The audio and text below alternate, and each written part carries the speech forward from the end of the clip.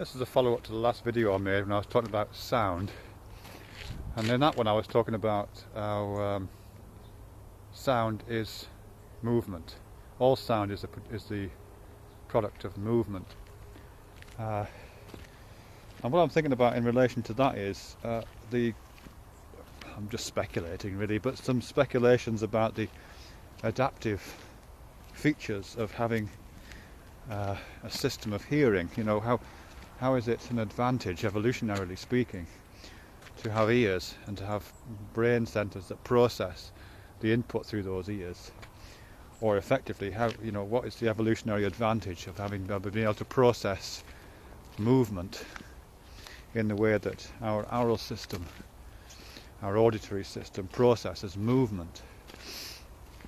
Because if that's what's happening, and if that's what it is, if that's what the ears do, they process movement, then it could only have evolved because it's useful. And those uses wouldn't be the ones we tend to put them to today, which is to do things like listening to people speak, or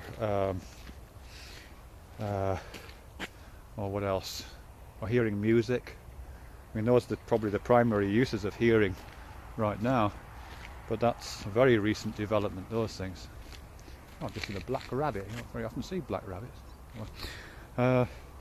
So you don't use, so however, whatever reason the auditory systems evolved, it wasn't for the purpose of hearing things like me talking on this video. It would have been for other reasons. And it must have been to do with movement, I guess. Okay, some thoughts on that. I mean, certainly there's some evidence to suggest, and I don't know how valid this is, that certain rhythms are very soothing. There's something like 12 cycles a second or 13 cycles a second, apparently. Rhythms at that movement, at that frequency, are very soothing.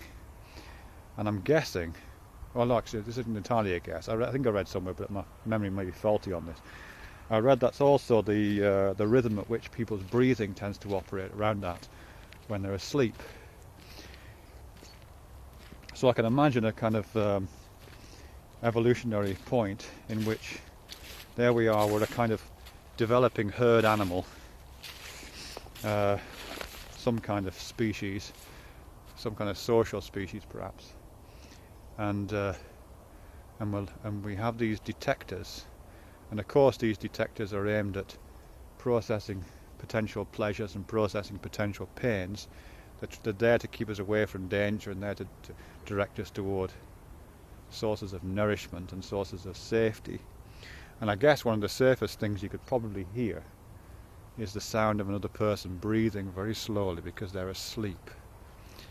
If you're asleep and you can hear the sound of other people, or if you're awake and you can hear the sound of other people sleeping, that sound, which indicates the movement, the rhythmic slow movement of the lungs, the movement of a biological system that isn't under threat, the movement of a biological system that's at rest and that's safe, that movement and the sound that movement makes kind of comes to represent safety and security.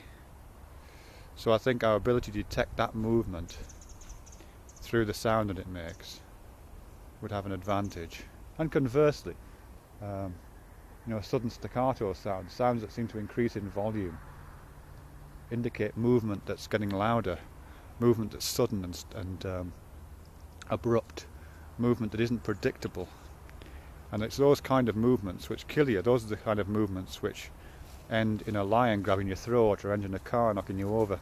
So I think it, again, from an evolutionary point of view, an adaptive point of view, being able to detect those movements through the sounds that they make, through their representations in compression waves and through the functioning of eardrums and inner ear bones and all that kind of stuff, is again an adaptive advantage.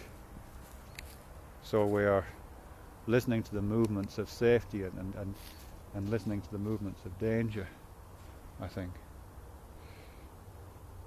And choral movement, actually, I think. Choral sounds. I think, it's lovely singing in choirs. I haven't sung in a choir for a long time. I used to sing in a choir when I used to live in Newcastle. And it was brilliant. It gives this great feeling. And I'm sure there's something about the fact that the the sounds that you're making being the same betoken a similarity of movement. You're suddenly, in a kind of representative function, you're suddenly, running with the pack. You are surrounded by people all moving in the same direction as you, metaphorically speaking. You're all doing the same thing. You're all singing from the same hymn book. And that feels great.